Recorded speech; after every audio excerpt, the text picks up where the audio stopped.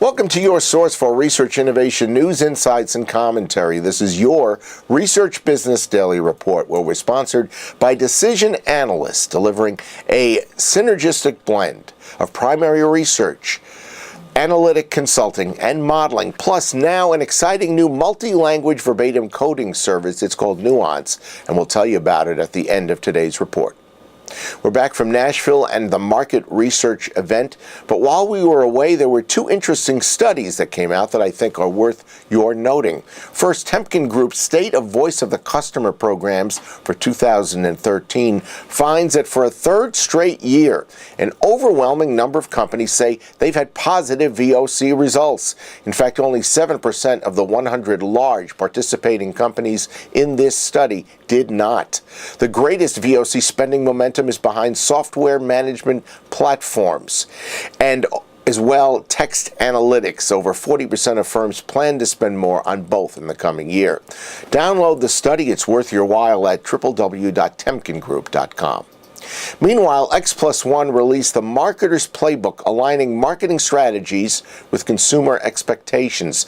It shows a couple of interesting things. Consumers are unforgiving of broad targeting and poorly targeted messages. At the same time, there is a dispelling in this study of the belief that consumers don't value banner ads.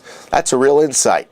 There's a lot more, and you can find out about the tension between marketers and consumers if you download the report at www.xplus1.net/Marketers Playbook. BrainJuicer and Insights Consulting won Innovation Disruption Awards from the Next Generation Market Research blog at the Market Research event in Nashville. These are the first non-U.S. research companies to receive these awards. So we spoke with Neil Schillewert of Insights Consulting and Alex Hunt representing BrainJuicer. Both companies have opened U.S. offices in recent years, so I asked them to compare selling and servicing here versus Europe. What's different is, on the one hand, the strategic importance and size of projects. So that's one thing. The other thing is that in the US, you're more, I would say, boxed in sometimes. What's your elevator pitch?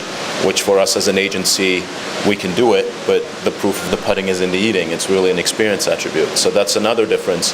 Then I would say a third difference is I would say somewhat more higher focus on the technology per se, while we are more, really looking at human beings and how to understand humans and relationships. I'd agree with Niels. The one thing I'd add is it's a very, very competitive market here.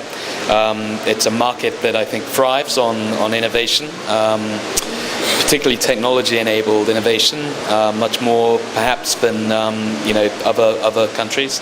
So it really makes the U.S. a fascinating challenge for the BrainJuice business. I find the U.S. in my mind is a little bit more entrepreneurially driven when it comes to research, whereas I think the standards might be a little bit more steady and stayed, back on the other side of the Atlantic. Do you agree? Yeah, I would definitely agree with that. Actually, I mean, I'd also take it a notch further, and I'd say that generally speaking, innovation is very much expected here. When we've launched technology-enabled products, we do tend to look at the U.S. as our biggest trial market because it is, frankly, the most critical customer for a lot of technology-enabled, innovative products that we have. Where do you see the industry evolving in coming years? I think for us at heart, the business is really about talking to and understanding people. And to the extent that different and new technologies are going to enable that, then that is absolutely going to play a part.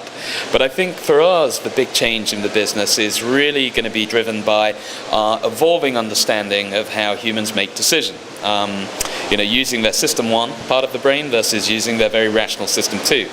And if the market research industry doesn't embrace that and harness it, then another industry will, be it consulting, be it the advertising industry, be it a strategic planning industry.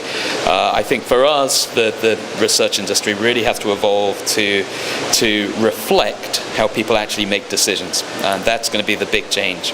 I am a perennial optimist, and I believe, at heart, this business is about understanding people and understanding human behavior, and if the industry takes that mission on, then it absolutely will evolve and reinvent itself. As I said, it's not about technology, it's about understanding humans for sure.